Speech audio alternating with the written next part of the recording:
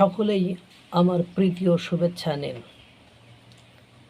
ভারতের সাথে যে একটা কুসুম কুসুম সম্পর্ক তৈরি হওয়ার সম্ভাবনা সৃষ্টি হয়েছিল গতকালকের, আবার সেই কুসুম কুসুম সম্পর্ক নষ্ট হওয়ার সব ধরনের উপমা উপশম দেখা দিয়েছে। অর্থাৎ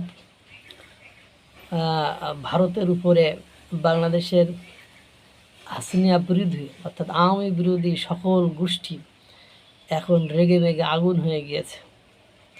ভারত এমন দুষ্টামি শুরু করেছে যে দুষ্টামিতে এরা অত্যাচারিত হয়ে রেগে গিয়েছে। যদি বলেন কেন, ভারত বলেছিল যে ভারতের মাটিতে বসে শেখ হাসিনা রাজনীতি করছে না, কিন্তু দেখেন আবার রণধীর জয়সওয়াল তিনি বলেছিলেন যে শেখ হাসিনা যে বক্তব্য দেবেন না ভাষণ দেবেন সেটা আমাদের এখতিয়ার না, কারণ এটা গণতান্ত্রিক রাষ্ট্র। একটা গণতান্ত্রিক রাষ্ট্রে কে কী করবেন সেটা ধ্বংসাত্মক না হলে তো আমাদের কোনো হাত নেই। আর এটা একটা বেসরকারি সংবাদ সংস্থারা আয়োজন করেছে এবং এটা নিয়ে আমরা কোনো রেসপন্সিবিলিটি নেব না। পরবর্তীতে বাংলাদেশ থেকে হাসিনার বক্তব্য প্রচার নিষেধ, গণমাধ্যমের উপর শক্ত রেস্ট্রিকশন দাঁড় করানো, সব কিছু মিলে একাকার অবস্থা ভেবেছিল। কিন্তু এই যুগে এসে ওগুলোকে আর আটকানো যায়?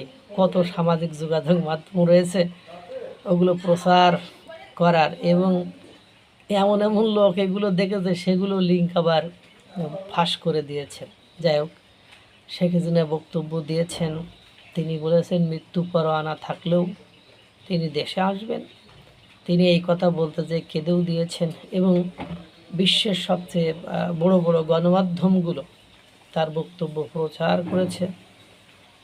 তাদের সামাজিক যোগাযোগ মাধ্যমে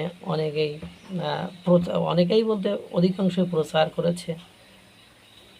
এখন এদিকে শেখ হাসিনার এই বক্তব্যকে কেন্দ্র করে সালাউদ্দিন আহমেদ, বর্তমান সময়ের বাংলাদেশের স্বরাষ্ট্রমন্ত্রী সালাউদ্দিন আহমেদ কালকে আয়োজিত অনুষ্ঠানে বক্তব্য দিয়েছেন এবং তিনি বলেছেন আমাদের মধ্যে যাই হোক না কেন, সরকারি দল বিরোধী দল বা অন্যদের ভেতরে যে সমস্যায় হোক না কেন, যত অপ্রীতিকর যত খারাপ মোমেন্ট খারাপ সময় আমরা কাটাই না কেন, আমাদের মধ্যে যত দ্বন্দ্ব ফ্যাসাদ ঝামেলা থাকুক না কেন, আমরা কিন্তু ফ্যাসিবাদের বিষয়ে সবাই একমত। তাদেরকে ফ্যাসিবাদকে আমাদের সম্মিলিত প্রয়াস চালিয়ে ঠেকাতে হবে, নইলে কিন্তু আমরা কেউই বাঁচব না, কেউই দেশে থাকতে পারবো না। অর্থাৎ উনিও স্বরাষ্ট্রমন্ত্রী চরম ভয়ে আছেন। যদি ফ্যাসিবাদের পুনরুত্থান ঘটে, অর্থাৎ ফ্যাসিবাদ বলতে আওয়ামী লীগ যদি বাংলাদেশে ফিরে আসে, তাহলে আপনার চরম বিপদে পড়বেন। এবং তিনি শুধু একা নন, এরকম একাধিক ব্যক্তি কথা বলেছেন যে যদি হাসিনা অর্থাৎ আওয়ামী লীগ বাংলাদেশে ব্যাক করে, তাহলে স্বাস্থ্যমন্ত্রী একই কথা বলেছেন, আমরা কেউ থাকতে পারবো না। আর একজন বলেছেন যদি ফ্যাসিবাদের পুনরুত্থান হয় তাহলে আমরা কেউ বাঁচতে পারবো না, আমাদেরকে পালাতে হবে, ইত্যাদি ইত্যাদি সবার মুখে একই কথা।